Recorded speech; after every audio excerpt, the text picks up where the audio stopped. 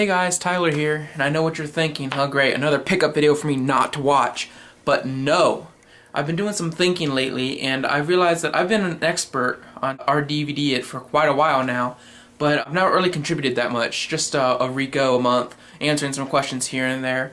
So I began pondering, what can I do to contribute more to the subreddit as an expert? And I realized that while doing a Rico once a month is great, and I really enjoy writing about a few of my favorite films, that only focuses on one film over a long period of time.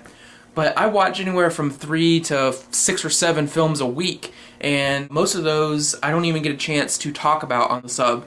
So I thought I would start a new weekly video series where I go through the films that I've seen for the prior week and just talk a little bit about them and let you guys know whether I recommend those films or whether I don't recommend those films. So yeah, this is week 1 of Tyler Ward's Picks. Yay! Okay, so the first film I saw this week was Silver Linings Playbook, which I picked up a couple weeks ago at Best Buy. I knew that I was probably going to like this film because of the hype that it's been getting, and it's Robert De Niro. I heard that De Niro's role was his best in a while. I didn't expect to like this film as much as I did. This is probably now my second favorite film of all of 2012, right behind The Perks of Being a Wallflower, because I think that David O. Russell might have written the most universally relatable film I've seen in a long time. Because if you think about it, Silver Linings Playbook has a little bit of everything. It has the romantic aspect, it has dealing with mental issues, which is a big fan favorite, obviously. It has football, has Robert De Niro, has Jennifer Lawrence. It has something for everybody. So I think that that's why it's such a popular film and why it's gotten such great reviews, because everybody who sees it can take something from it. So yeah, I would highly recommend Silver Linings Playbook. I think it was one of the best films of last year, definitely deserved all the hype, and it makes me so excited to see American Hustle later this year when it comes out by David O. Russell, because the cast of that film, I'll link to the IMDb down in the description, is amazing, even more amazing than Silver Linings Playbook. So yeah, highly recommended. See it. The next film I saw was To the Wonder, Terrence Malick's new film. It started playing last weekend at the Gateway Film Center down towards Ohio State, and I have to say, if you didn't like The Tree of Life, you're not going to like To the Wonder. If you don't like subtitles, you're not going to like To the Wonder. If you know you're not a Malick fan, you are not going to like To the Wonder. Let's get that straight away right now.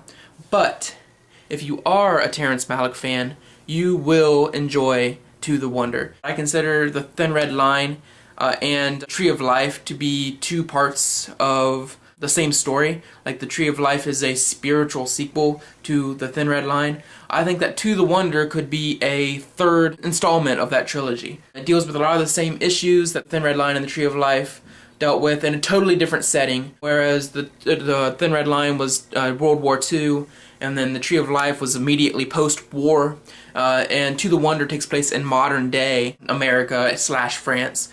And I thought it was a great film. I thought it was very philosophical and very thought-provoking. People say that there's not much in the way of plot in To the Wonder, but I thought it was a more coherent and accessible film than The Tree of Life, because there were no sequences of dinosaurs and space and all of that cosmic stuff that threw a lot of the viewers of The Tree of Life. If you liked the part of The Tree of Life that focused on the family, then you will like To the Wonder, because it's all focusing on that kind of drama. But apart from that, it focuses on a lot of the same issues as the rest of Malick's films: love, loss. There's a couple of new themes in this film: poverty, culture, environmental impact of industrial revolution. So yeah, highly recommend To the Wonder if you are the type of person who enjoys Terrence Malick's films. Not recommended if you don't like Terrence Malick's films, because you're not going to like it. That's all there is to it. After To the Wonder, I saw Bicycle Thieves / The Bicycle Thief, depending on what translation you use. It was my first Vittorio De Sica film, and I don't know if I have the words to describe how hard the film hit me. It's a film that really hits you right in the gut, especially the last 10 minutes of the film. It's really just a heart-wrenching, realistic film. It was my first experience with Italian neorealism. I've seen a couple of Fellini's films, but he's a little bit later, obviously. I highly recommend it. If you're not into foreign film, if you don't like subtitles, blah blah blah, stop making excuses, but you're probably not going to like this film. If you don't like older films, you're not going to like this film.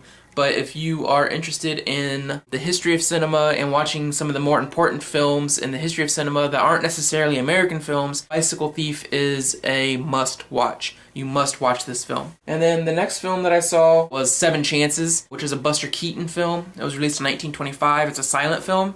And I have to say that it's probably one of the funniest films I've ever seen. I was in stitches of laughter. I haven't seen enough silent film to say whether I really enjoy silent film or not. I understand that they're important in the history of film, and I've seen one of Chaplin's silent films, and I saw Sherlock Jr., which is another Buster Keaton film. I didn't really enjoy them as much as I wish I could have. Seven Chances is the film that may have changed my mind about silent film in general. It's really a good film. I will warn you, there are some racist and stereotypical themes in the film that are kind of unsettling, even if you do remember that this was a different time. This was the mid-20s. It was a different America then. It's still kind of upsetting to see these kind of stereotypes and realize that they were once broadly accepted in film. But apart from that, Seven Chances is a great film, highly recommended, hilarious film. Okay, and then I saw Lincoln. This was the third time that I've seen this film. It was the only film I saw all week that I had seen before. Every time I watch it, I get more blown away by the acting performances in that film. It's not necessarily Spielberg's greatest film as far as the writing goes. It could have been better executed in the script, but the acting makes up for it. The acting is what makes Lincoln a modern classic film, and not just Daniel Day-Lewis. Sally Field is amazing. Joseph Gordon-Levitt, Tommy Lee Jones, all of the supporting cast. James Spader is hilarious and, as always, great. So yeah, if you haven't seen Lincoln yet and you've been on the fence of whether to see it or not, see it, if only for the acting performances. As far as the historical drama goes, it's a little dry, it's a little heavy-handed at some parts, especially towards the end, but it's an actor's showcase, and for that reason, you need to see it. The last two films that I saw were actually from the same director as The Bicycle Thief, Vittorio De Sica. The first was Shoeshine, which was in 1946, so it was 2 years before The Bicycle Thief, and it's a lot of the same kind of themes as in The Bicycle Thief, but in a totally different setting. It's about kids in a juvenile prison. It's interesting to me because my mother works in a prison. She's a corrections officer, so I hear a lot of how prison life works and some of the problems and corruptions that go on in the prisons. It's interesting to me that a lot of the same themes that my mother talks about with her job here in 2013 were relevant in post-war Italy back in 1946. A lot of the same kind of authority issues, a lot of the same kind of political issues. It was really interesting to see those kind of parallels and how the same themes can remain constant for so long, especially when they're negative themes, because you would think that somebody would have done something to change those themes in the course of 60 years. But that said, Shoeshine is another film that really hits you hard. I don't think it's quite as well written a film as The Bicycle Thief, but I loved it nonetheless. I thought it was a great film, kind of a negative coming-of-age film, which is kind of rare. Usually coming-of-age films are more of a positive aspect of aging and boys losing their innocence and becoming men. Shoeshine is the opposite end of that spectrum.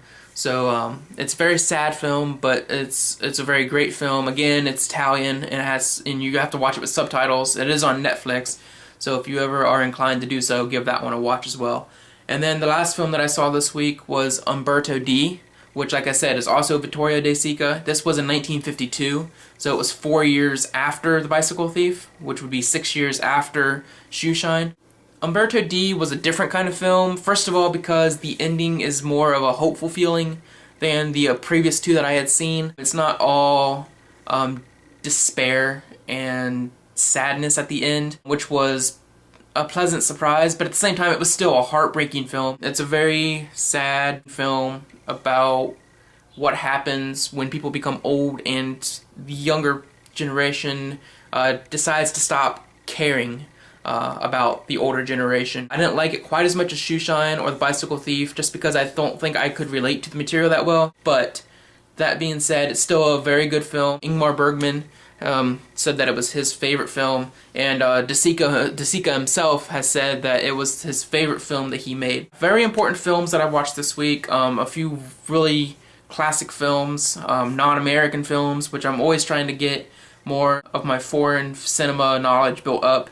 So yeah, overall, I would recommend pretty much every film that I saw this week. It was a really good week for film for me. Hopefully this is going to start being a weekly installment. I doubt I'll have as many films every week as what I had this week. This is how I hope to contribute a little more as an expert. If you guys have any questions or comments or want to start any open discussions about any of the films that I discussed in this video, please post comments either on YouTube, or if you're on Reddit and you see this post, you can comment on Reddit. I'll be more likely to see it there, honestly. Yeah, I hope we can open some discourse about some of these films, even if you haven't seen them. So that's all for this week, and I'll see you guys next week with another video. And until then, peace out.